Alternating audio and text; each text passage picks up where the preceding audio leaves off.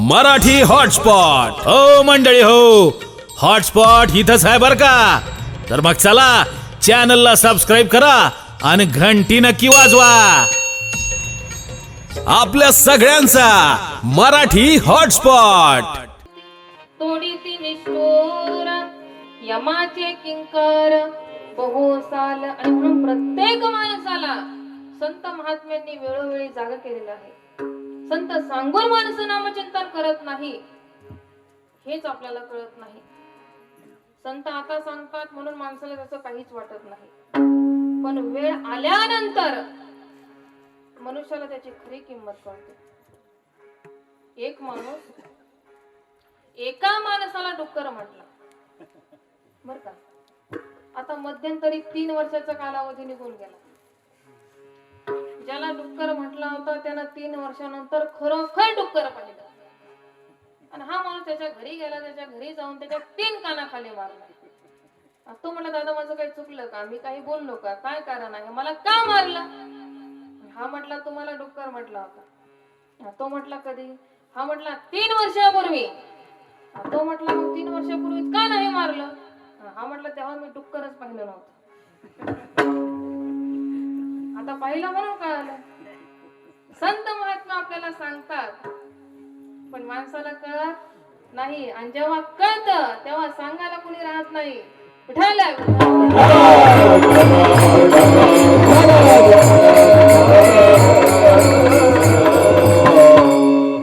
देवाने प्रत्येक माणसाला मायेमार्फत 3 शक्त्या दिलेल्या आहेत.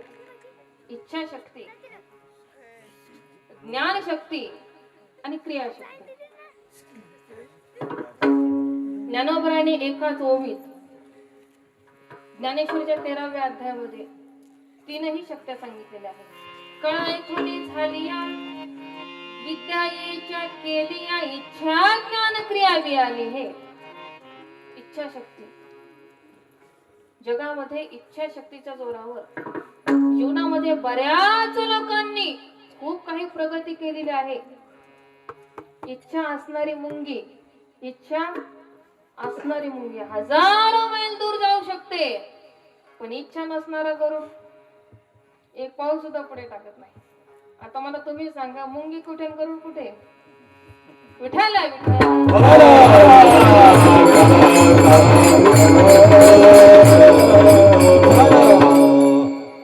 चला, आता दुसरी आहे ज्ञानशक्ती.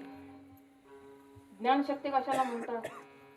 जगामध्ये ज्ञानाची किंमत कशानेच होत नाही बर का महाराज. आम्ही गाडी घेऊन कीर्तना करता चाललो होतो.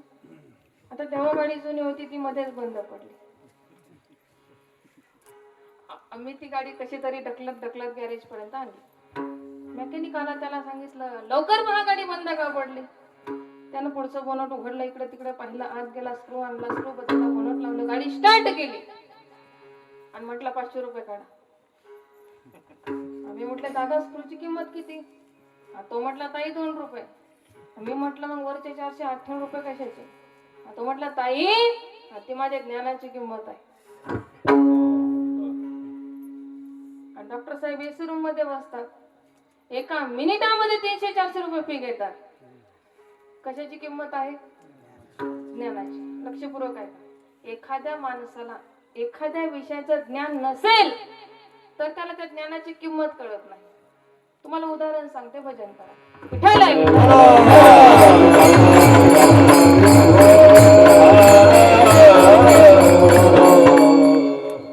एक माणूस एसटीत बसला बर का बाबा. त्याला पंढरपूरला जायचं होतं. आता मागा एसटी गच्च भरलेली असल्यामुळे तो पुढच्या कॅबिन मध्ये बसला. ड्रायव्हर साहेब गाडी चालवत होते. ते गेअर मागे पुढे मागे पुढे मागे पुढे मागे पुढे कमी जास्त करायचे. हा कॅबिन मध्ये बसलेला माणूस सारखा विचार करायचा, हे असं सारखं मागं पुढं मागं पुढं मागं पुढं मागं पुढं का करतायत. यांना हे निघाना काय.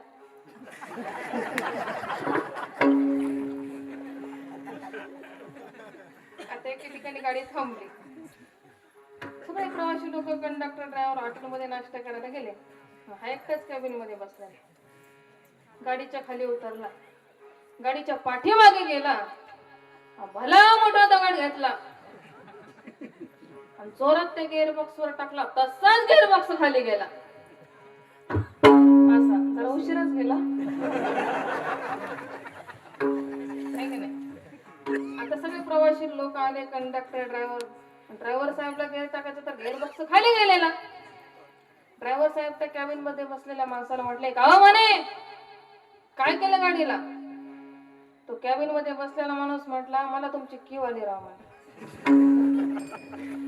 बस मध्ये बसल्यापासून पाहतो म्हणे सारखे मागे पुढे मागे पुढे मागे पुढे मागे पुढे त्याला काढण्याचा प्रयत्न करत होते, पण ते तुम्हाला निघतच नव्हतं म्हणे, आणि म्हणून मी ते एका दगडात काढलं. तात्पर्य मला एकच सांगायचं, गाडी चालवणाऱ्या ड्रायव्हरला त्या गेअरचं ज्ञान आहे की हा गेअर आहे हे त्याचं ज्ञान आहे. मी बस मध्ये बसल्यापासून पाहतो हे निघाला काय. कॅबिन मध्ये बसलेल्या माणसाचं काय आहे? काय आहे? अज्ञान आहे. आणि म्हणून ज्ञानाची किंमत कशानेच होत नाही. विठ्ठल आहे.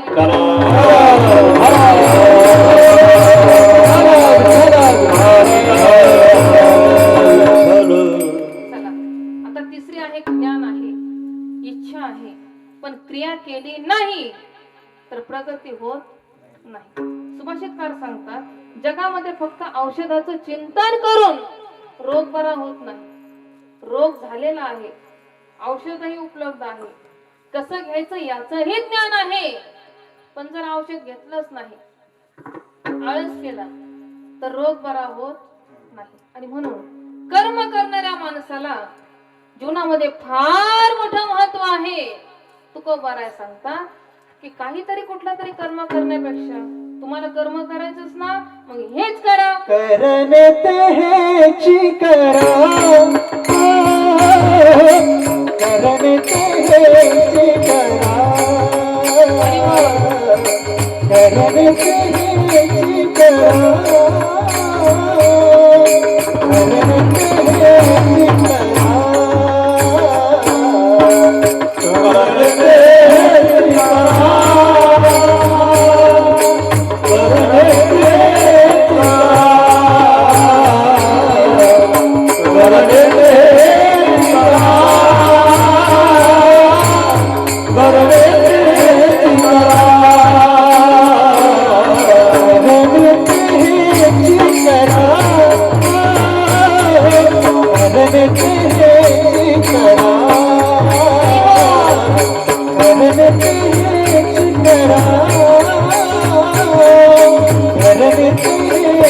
करा.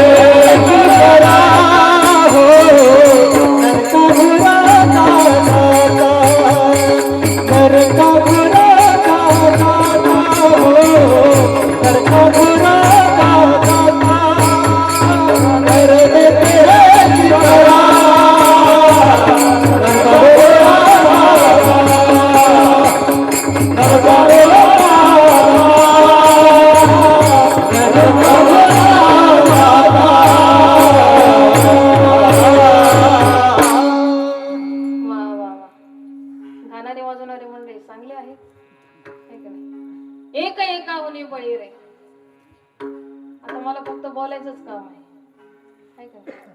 हे पहा काय असतं, भगवान परमात्मा प्रत्येकाला काही ना काही कमी देत असतो. सर्व गुण संपन्न तो कुणालाच बनवत नाही, काही ना काही कमी देतो. आता मला बोलता येतं पण गाता येतं का?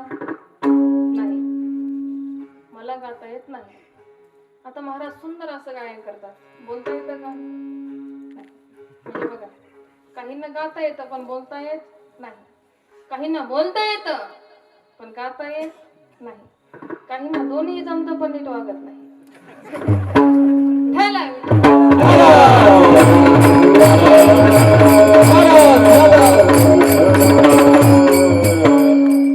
असो, पण इथे तसं नाही. अगदी गाणारी वाजवणारी अतिशय गुणीजन गुणवान मंडळी आहेत.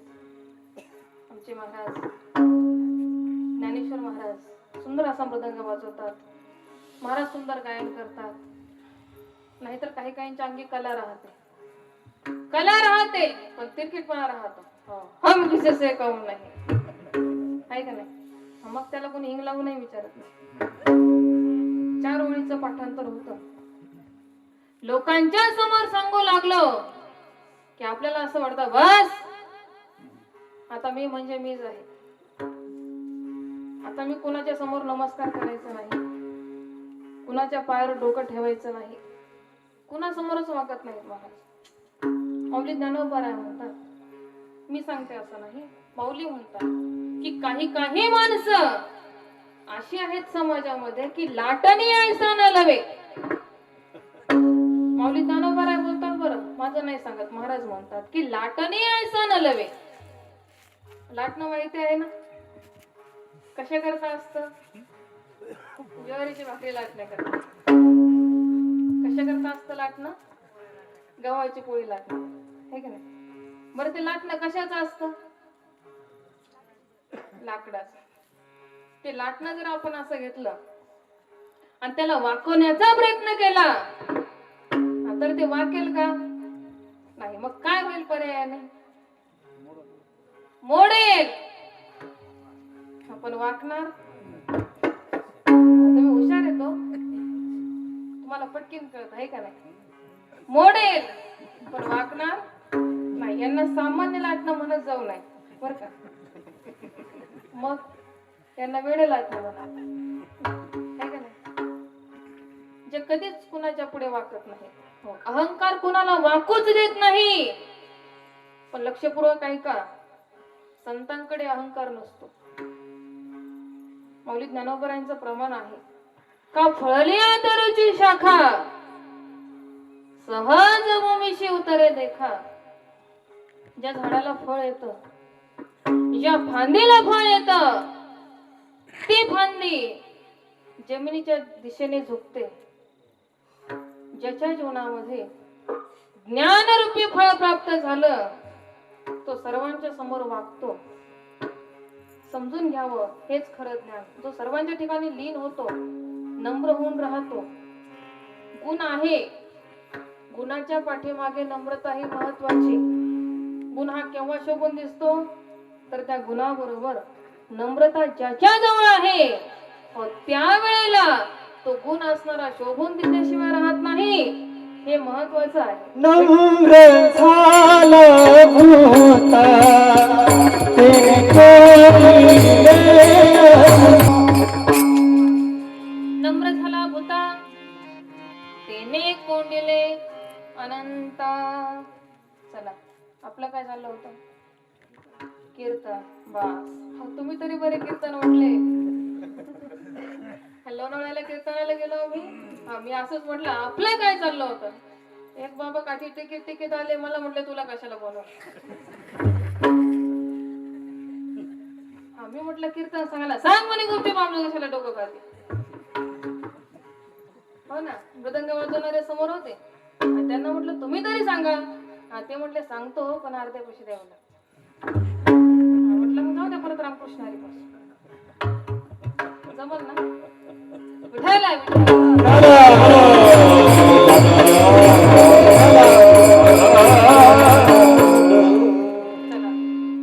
करण तेहेची करा नरका घोरा का जाता कर्म करा पण असं करा करा की ज्याच्या जीवनामध्ये कधीही नाश होणार नाही. का हो ऐसे न करा काही पुढे नाही नाशेचा. तुम्ही असं का काही करत नाही की ज्याच्या जीवनामध्ये कधीही नाश होणार नाही. दूरदृष्टीचा विचार करून सकल संतांनी समाजाला सांगण्याचा प्रयत्न केला. नाथ महाराज हरिपाठामध्ये सांगतात की बापांनो हेच करा. अरे बापानो स्वागत हरेचे. अरे बापानो स्वागत हरेचे. अरे बापानो स्वागत हरेचे. अरे बापानो स्वागत हरेचे.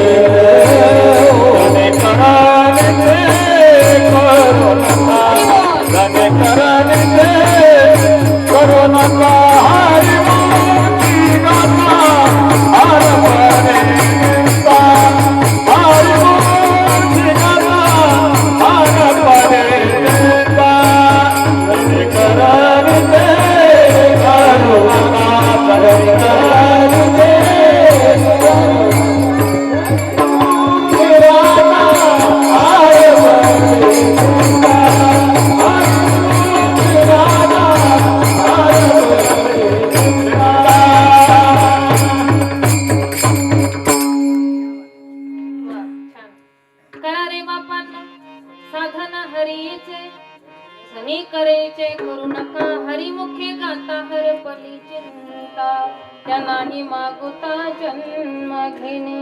विठ्ठल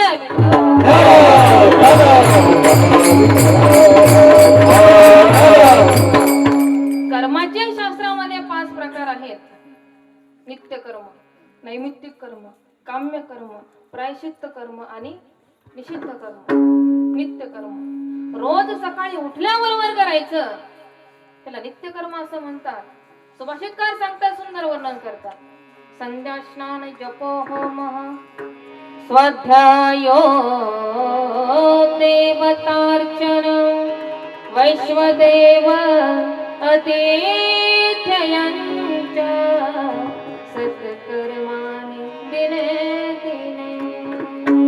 सकाळी उठल्याबरोबर स्नान, संध्या, देवपूजा, स्वाध्याय, हरिपाठ, ज्ञानेश्वरी, गाथा, गीता, भागवत वाचन करणे याला नित्य कर्म असं म्हणतात. नैमित्तिक कर्म जे निमित्ताने केलं जातं त्याला नैमित्तिक कर्म असं म्हणतात. उदाहरणार्थ अन्नदान, आई वडिलांची पुण्यतिथी वगैरे. आता आपला हा कार्यक्रम जो निमित्ताने आहे त्याला नैमित्तिक कर्म असं म्हणतात. तिसरा आहे काम्य कर्म. पोटा करता नोकरी, व्यापार, शेती वगैरे जे धंदे पैसे मिळवण्याकरता केल्या जातात त्याला काम्य कर्म असं म्हणतात. चौथा आहे प्रायश्चित्त कर्म. आपल्या हातून एखादं पाप घडलं तर त्याच्या क्षालनाकरता जे केलं जातं त्याला प्रायश्चित्त कर्म असं म्हणतात. उदाहरणार्थ आपल्या हातून गाय मेली, मांजर मेली तर प्रायश्चित्त घ्यावं लागतं. आणि 5वं आहे निषिद्ध कर्म जे शास्त्राने नको म्हणून सांगितलेलं आहे. उदाहरणार्थ चोरी, व्याभिचार, जुगार वगैरे. झालं विठ्ठल.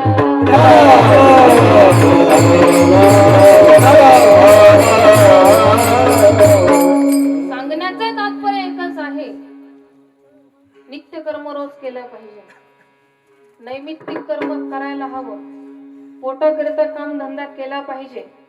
पाप क्षालन करता प्रायश्चित्त कर्म करावं आणि निषिद्ध कर्म अजिबात करू नये. जर केलं तर नरकाला जावं लागतं. आणि म्हणून महाराज आपल्याला सांगतात, नरका खोरा का जाता करणे ते हेची करा. नरका खोरा का जाता. विठ्ठल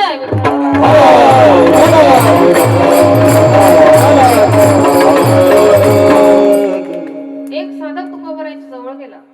म्हटलं का हो तुकोबारा, आम्हाला जर नरकाला जायचं नसेल तर त्याच्याकरता काय करावं लागेल. जगद्गुरु तुकोबाराय सांगतात, लक्षपूर्वक ऐका. पापाचं फळ आहे दुःख आणि पुण्याचं फळ आहे सुख. उदाहरणार्थ एखादा माणूस खूप दिवस झाले हॉस्पिटलमध्ये व्याधीने परेशान आहे. आजाराने परेशान आहे. समजून घ्यावं. मागच्या जन्मातल्या पापाचे फळे भोगतो. मी सांगते असं नाही, तुकोबाराय सांगतात. तुका म्हणे पापे रोगाची आरोपे, येते रोगाची आरोपे, रोगाची आरोपे.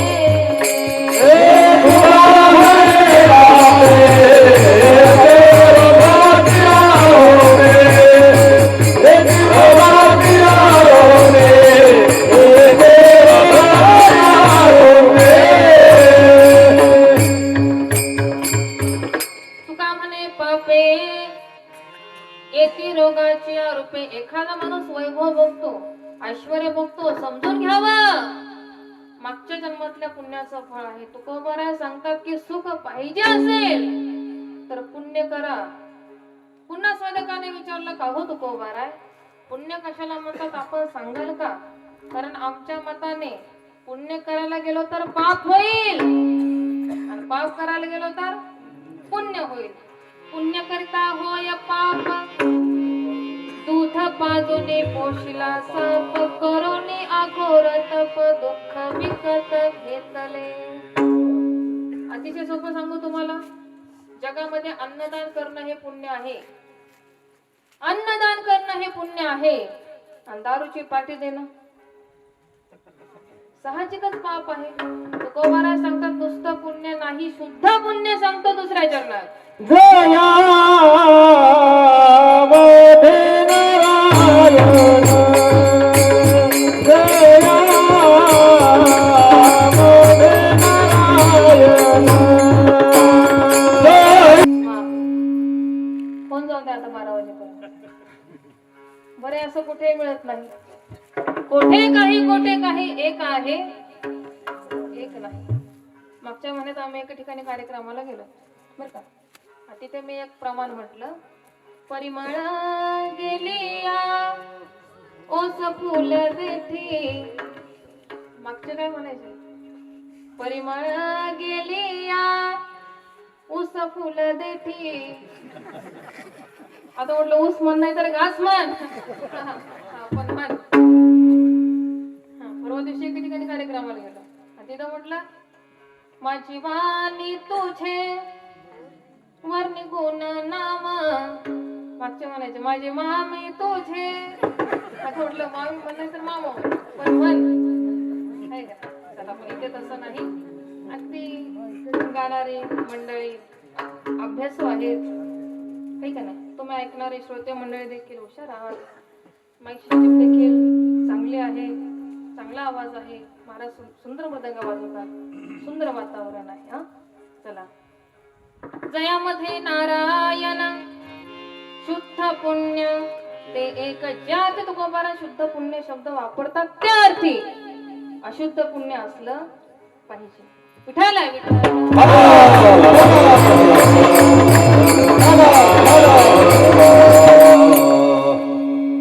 जरी वेदाध्ययनाचे झाले अथवा यज्ञाचे शेत पिकले की तपदानाचे जोडले सर्वस्व नये. वेदाध्ययन करणं पुण्य आहे पण शुद्ध पुण्य नाही. ब्रह्मदेवाने 4 वेद पाठ केले, चतुर्मुखी झाला. भगवान विष्णूला सांगितलं माझं पाठांतर घ्या. देव म्हटले मला वेळ नाही, पण हा तुमच्या समोर असलेल्या झाडाचं एक जरी पान गळून पडलं तर एक चूक झाली अशी समजा. ब्रह्मदेवाने पाठांतराला सुरुवात केली. पाठांतराला सुरुवात केल्याबरोबर वृक्षच पडला असा. तुम्ही म्हणाल काय कारण? हो पाठांतराचा अभिमान. नाथवाला सांगणार वेदांताचा गोवा कन्या अभिलाष. वेदे नाही असे सांगितले. तात्पर्य वेदाध्ययन करणं पुण्य आहे, शुद्ध पुण्य नाही. यज्ञ करणं पुण्य आहे, शुद्ध पुण्य नाही. तप करणं पुण्य आहे, शुद्ध पुण्य नाही. दान करणं पुण्य आहे, शुद्ध पुण्य नाही. मग शुद्ध पुण्य कशात आहे? शुद्ध पुण्य कशात आहे तर ते नामात आहे. असं माऊली आपल्याला हरिपाठामध्ये सांगतात. हरिमुखे माना, हरिमुखे माना, हरिमुखे माना, हरिमुखे माना, हरिमुखे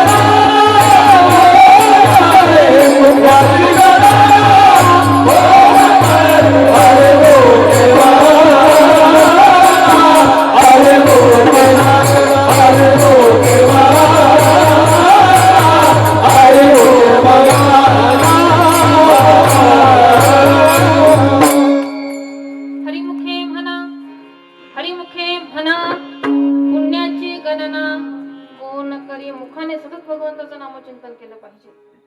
नामचिंतन केल्यामुळे पुण्य संपादन होतं. लक्षपूर्वक ऐका. एकच औषध आहे पण दोन काम करतं. कसं? ते नाम पापही घालवत आणि ते नाम पुण्यही प्राप्त करून देत. नामाने पाप जळत आणि नामाने पुण्य वाढत. सामान्य नाही. पुण्याची गणना कोण करी. आणि म्हणून एवढं पुण्य त्या ठिकाणी संपादन होतं की त्याची गणना करता येत नाही. पुण्य प्राप्त करून देत तेच साधन आणि पाप जाळत तेच साधन. असं असणारं भगवंताचं नाम आपण सतत मुखाने घेतलं पाहिजे. नामचिंतन मुखाने केलं पाहिजे. आता कुणी म्हणेल महाराज तुम्ही म्हणता नामचिंतन करा, नामचिंतन करा, पण नामचिंतन करून आम्हाला त्याच्यात रस वाटत नाही. अरे घेत तर राहा भगवंताचं नाम.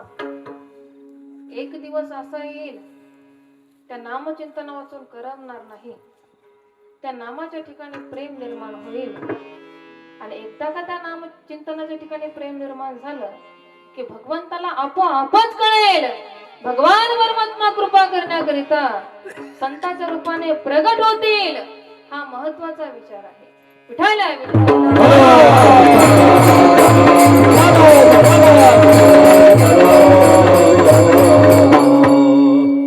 आपली वाणी ज्या वेळेला नामचिंतन करील, ज्या वेळेला आपल्याला संतांची भेट होईल, त्या दिवशी समजायचं आता परमात्मा भेटणार आहे.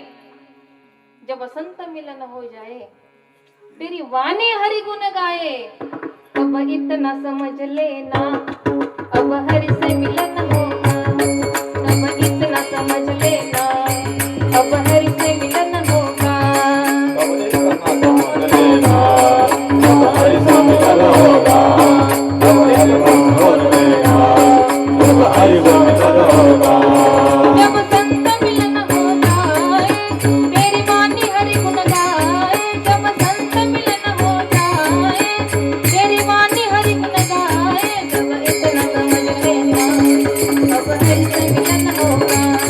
जब इतना समझ लेना अब हरि से मिलन होगा.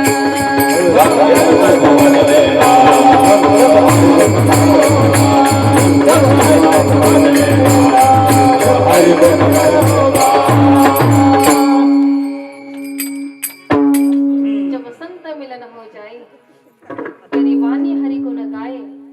तब इतना समझ लेना अब हरि से मिलन होगा. परमात्मा भेटणार आहे. जेव्हा सहज मुखातून नामचिंतन बाहेर पडतं, त्या नामाच्या ठिकाणी प्रेम निर्माण होतं, त्यावेळेला संतांची भेट होते आणि परमात्मा प्राप्त होतो. विठ्ठल आहे, विठ्ठल.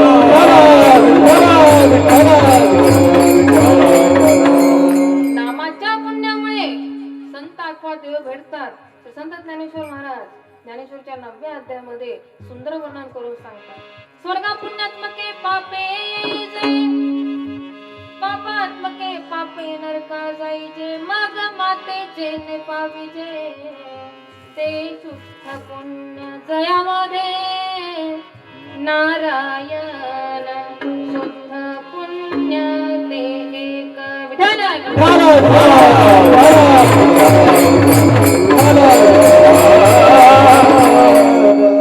महाराजांनी एक हा शब्द आवर्जून वापरलेला आहे कारण व्यवहारामध्ये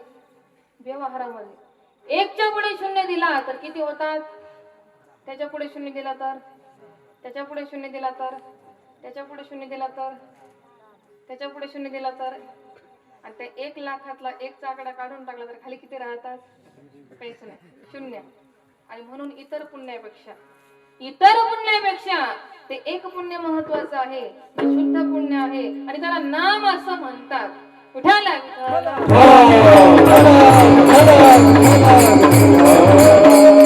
अर्थातच ज्याचं आपल्याला नाम घ्यायचं ज्याचं आपल्याला नामस्मरण करायचं त्याला किमान वर्षातून एकदा तरी भेटलं पाहिजे आपण जर त्या भगवान परमात्म्याला भेटलो शरण गेलो तर भगवान परमात्मा काय करतात शरणांगत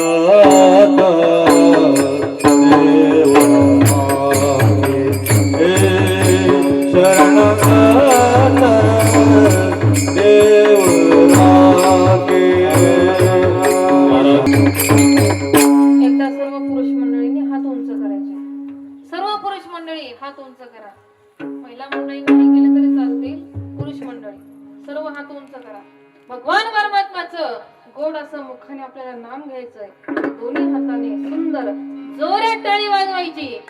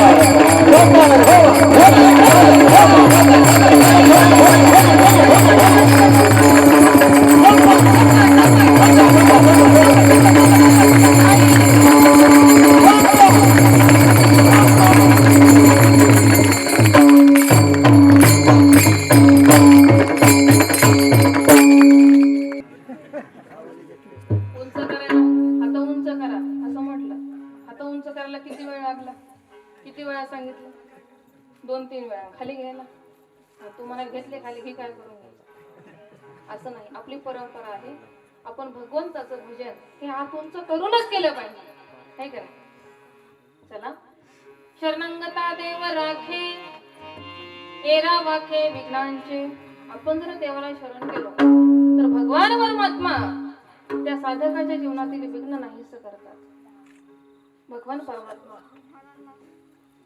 भिकाऱ्याला राजा बनवतात राजाला भिकारी बनवतात देवाच्या मनात आलं तर गरीबाला श्रीमंत आणि मनात आलं तर श्रीमंताला गरीब बनवतात सांगण्याचं तात्पर्य एकच आहे देवाला भेटा शरण जा भगवान परमात्मा शरणांगता सांभाळतात शरण आलेल्या भक्ताचा सांभाळ करतात शरण आलेल्या भक्ताचं इहलोकात व परलोकात संरक्षण करतात जे देवाला शरण जात नाहीत त्यांच्यावर मोठमोठे संकट येतात एरा वाखे विघ्नांचे साधकाने विचारलं का हो तू कोण आहे देवाला शरण जायचं म्हणजे नेमकं काय तुका म्हणली न भावे तुका भवसागरातून सहजरित्या तारून येत असते. लीन रहा, भावाने देवाचं भजन करा. कळे भावे वर्म हे, राम राम तो सब कोई कहे. ठक ठाकुर और चोर, बिना प्रेम रिचे नाही.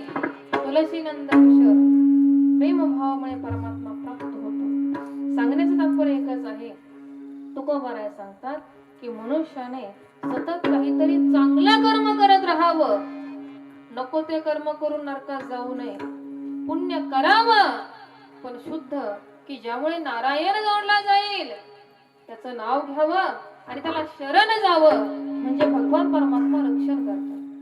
शरण जाणे म्हणजे अहंकार टाकणे, नम्र होऊन प्रेमाने देवाचं भजन करणे, असा उपदेश तुकोबाराय या अभंगातून तुम्हा आम्हा सर्वांना सांगतात. आणि म्हणून तुका म्हणे लीन भावे, कळे भावे वर्म हे. जयामध्ये नारायण, शुद्ध पुण्य ते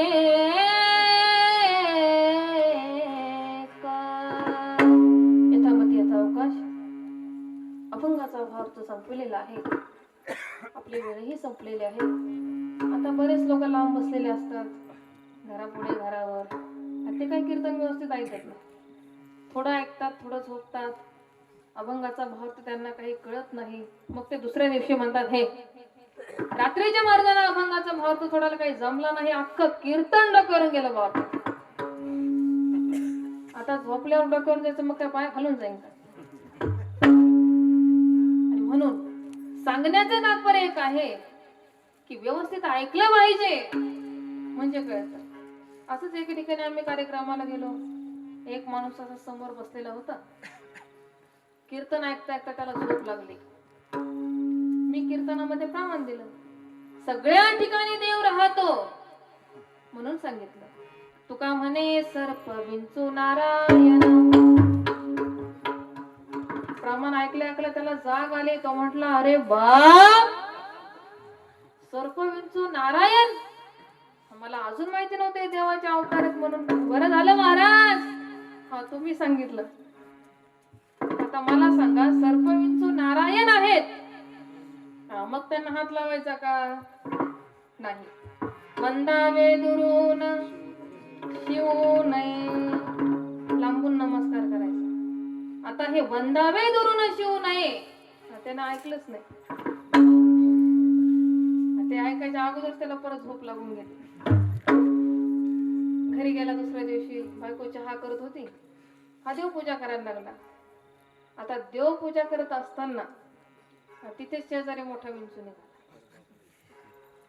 तो म्हटला, नारायण, मला रात्री काढा तुमचा देवाचा अवतार आहे म्हणून. याच्या अगोदर शेतात डोंगरात गुरा माग लय मारलं व तुम्हाला, बुटा खाली तोडू तोडू. याच्यानंतर नाही मारणार कधी. लवकर तुमचा आशीर्वाद द्या म्हणे मला. बायको चहा करतो. ती म्हटला, काय करते का? ती म्हटली, काय नाही, चहा करते. म्हटला, कीर्तनाला कधीपासून जाते? ती म्हटली, लहानपणी पासून. तो म्हटला, नारायण कधी भेट दिली का तुला आतापर्यंत? ती म्हटली, नाही बाई. काय म्हणे, कीर्तनाला जाऊन नुसतं झोप काढते, नारायण तुला भेट नाही दिली म्हणे. कुंकवाचं पंचपाळानं ग्लास भरून पाणी, कुंकवाचं पंचपाळानं ग्लास भरून पाणी आणलं. पाण्यात बोट बुडवलं, कुंकू लावलं, नारायणाला गंध लावायला गेला. आता गंध लावून आशीर्वाद देणं संगत 100% वेदना व्हायला लागल्या. शेजारी पळत आले, म्हणले, राम भाऊ, लईच मोठमोठे ओरडतो बा. तो म्हटला, भक्त रात्रीचे महाराज भेटले पाहिजे रे. शेजारी म्हटलं, महाराज चालतो आले, 36 आकडे पैसे जोर का तो दसलं काय म्हणे, एवढा कम चिडला महाराजावर, त्यांच्यामुळे ते खेळ पांगला म्हणे. काय झालं म्हणे, त्यांनी नाही सांगितलं का म्हणे रात्री कीर्तनातून जाता जाता, तुका म्हणे सर्प विंचू नारायण. त्यांचं ऐकून नारायणाची पूजा करायला गेलो तर दया व्हायला लागली. शेजारी म्हटलं, रामभाऊ, महाराजांनी कसं सांगितलं होतं, वंदावे दुरून शिव नये. नाही, ती नेमकं ऐकायच्या अगोदरच मला झोप लागली. तुला आता तुला झोप लागली ती काय महाराजांची चूक आहे का? नाही. म्हणून व्यवस्थित ऐकलं पाहिजे म्हणजे कळतं. चला जाता जाता मला एकच सांगायचं ते म्हणजे जीवनामध्ये आई वडिलांची सेवा करा. त्यांना कधीही अंतर देऊ नका, दुःखी ठेवू नका. सकळ तीर्थाचे धुरेचे का माता पितरे तया सेवेशी किर शरीर लोन कीजे. फूल कभी दो बार खिलते नहीं, फूल कभी दो बार खिलते नहीं, जन्म कभी दो बार मिलते नहीं. मिलने को तो हजारों लोग मिल जाते हैं, लेकिन हजारों गलतियां माफ करने वाले माँ बाप कभी मिलते नहीं. माँ बाप जीवनामध्ये चांगलं खा, चांगलं प्या, चांगलं राहा. कोणताही वाईट व्यसन जीवनामध्ये करू नका. ज्या व्यसनामुळे तुमची जिंदगी बर्बाद होईल, ज्या व्यसनामुळे तुमच्या घरातील मंडळी तुमचा रागराग करेल, तुमचा परिवार तुमचा रागराग करतील, असं कोणतंही वाईट व्यसन जीवनामध्ये करू नका. चांगलं खा, चांगलं प्या, चांगलं राहा, चांगलं वागा. गळ्यामध्ये पवित्र अशी तुळशीची माळ धारण करा. चला झालेली सेवा भगवान परमात्म्याच्या चरणी समर्पित करते. कारण आपुल्या बळी नाही मी बोलत, सखा कृपावंत वाचा त्याची बोली लिले कुरे, वेडी वाकुडी उत्तरे करा क्षमा अपराध महाराज तुम्ही शिकसाळून की मंजुळा बोलत असे वाणी. शिकाविता धनी वेगळाची पुनश्चेत झालेली सेवा रुक्मिणी प्राण संजीवन पांडुरंगाची चरणी समर्पित करून सेवेला पूर्ण विराम देण्यापूर्वी तत्वनिष्ठ नामधारक व विश्वधारक संतांचे मोठ्या प्रेमाने भजन करू. ज्ञानेश्वर